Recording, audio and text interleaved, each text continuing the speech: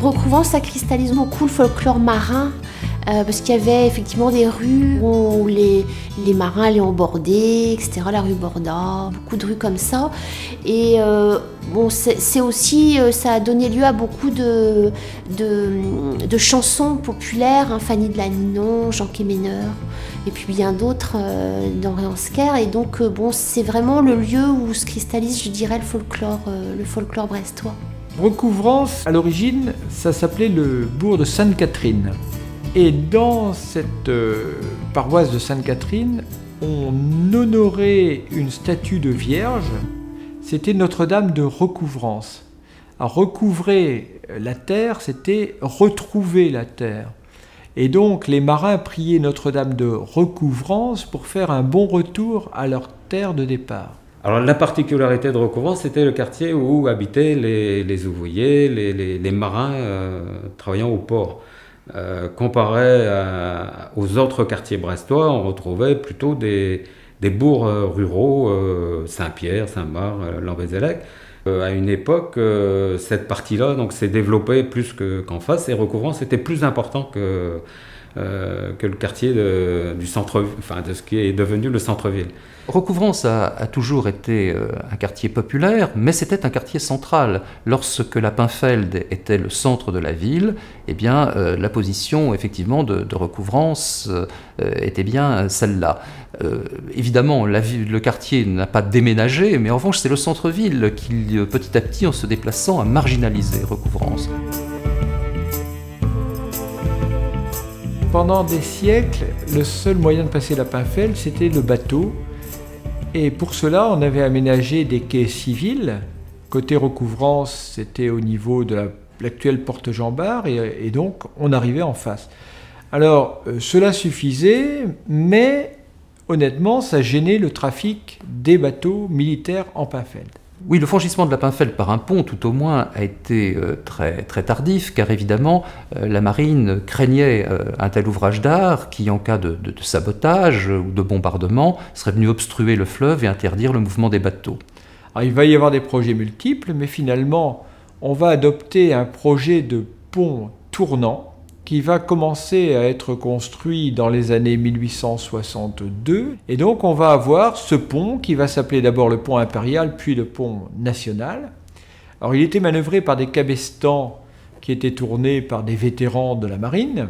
Et donc lorsqu'un bateau passait, eh bien, on tournait le pont et les deux arches se séparaient. Et on peut voir encore, d'ailleurs sur les bords de la Pinfeld, les piliers de ce pont. Sur le pont tournant, le tram y passait déjà. Il a évolué, il a été détruit évidemment en 1944. Et puis on a attendu 10 ans avant d'avoir un nouveau pont. Alors, au moment de la reconstruction, la question du franchissement se pose à nouveau. Il faut trouver une autre solution, puisque celle-là a été partiellement insatisfaisante. Et on en viendra à cette idée très étonnante d'un pont qui est levant, tous les Brestois le savent. Ce qu'ils ignorent souvent, c'est que c'est aussi un pont descendant, puisqu'à tout moment, on peut évacuer le tablier. Et d'ailleurs, les plus anciens se souviennent de la réalisation du pont, et le tablier est arrivé sur barge et a été monté progressivement au niveau routier que l'on connaît. Passer le pont, donc, qui est, on l'a dit, un élément important, il y en a un autre assez rapproché qui est la tour Tanguy. Donc ça, c'est une mode féodale en fait, hein, qui a évolué vers une tour et qui est aussi le symbole, je dirais, de Brest et de Recouvrance. Recouvrance, jusqu'en 1681, n'appartenait pas au roi. C'était un fief de la famille Duchâtel. Et donc, pour bien asseoir leur seigneurie, eh bien, les Duchâtel avaient construit une tour juste en face du château qui représentait le pouvoir ducal. Et cette tour portait l'un des noms de la famille Duchâtel, c'est-à-dire Tanguy. Elle a eu plusieurs aspects. Alors, avant-guerre, elle avait un aspect asiatique. Et elle avait un toit d'inspiration asiatique et elle a été une résidence particulière, c'était un médecin qui l'avait acheté. Et donc il y a une superbe photo du jour de son mariage au balcon de cette tour qui est tout à fait magnifique.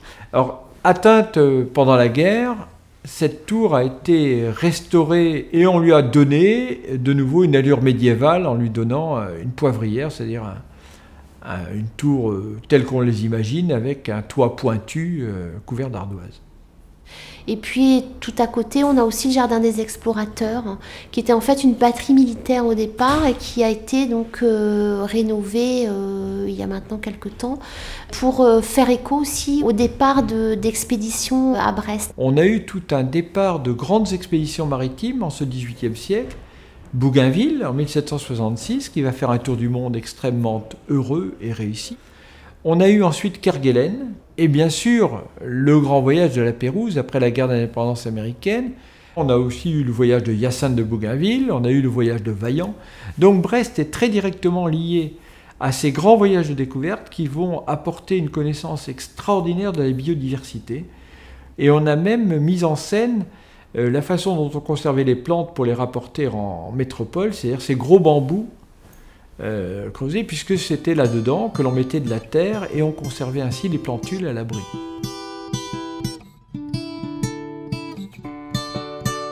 L'arsenal, c'est, je dirais, alors peut-être que je vais faire hurler si je dis ça, mais c'est vrai, c'est notre vrai centre-ville, c'est le cœur de la ville. Puisque avant-guerre, on pouvait descendre dans l'arsenal, les rues arrivaient dans l'arsenal.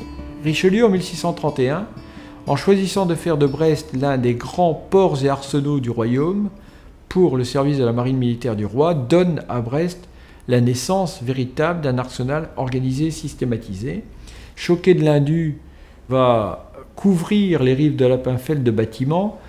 Il y aura des kilomètres de façade avec une unité extraordinaire, architecturale, qui est l'unité classique. Et ce sont ces bâtiments qui vont perdurer jusqu'à la guerre, en fait, on les trouvera encore. Alors, le plateau des Capucins montre bien effectivement ce qui a été l'extension de l'activité de construction navale. Les quais de Lapinfeld rapidement ne suffiront plus, et donc il va falloir s'installer sur le plateau. Moi, je n'avais pas 14 ans quand je suis rentré aux Arpates, comme on disait, ouais, l'école d'apprentissage de la DCAN. Voilà, donc j'ai fait mon apprentissage au plateau des Capucins pendant 3 ans. Ensuite, voilà, et donc on y retrouvait dans ces ateliers l'atelier mécanique, l'atelier chaudronnerie, la fonderie, voilà, donc différents. Mais quand on dit le plateau des Capucins, en fait, il y a 2 plateaux. Il y a le plateau où sont les ateliers que l'on va réhabiliter prochainement, et puis sur le plateau haut, on retrouvait l'école d'apprentissage et la gueule d'or, la cantine de l'Arsenal.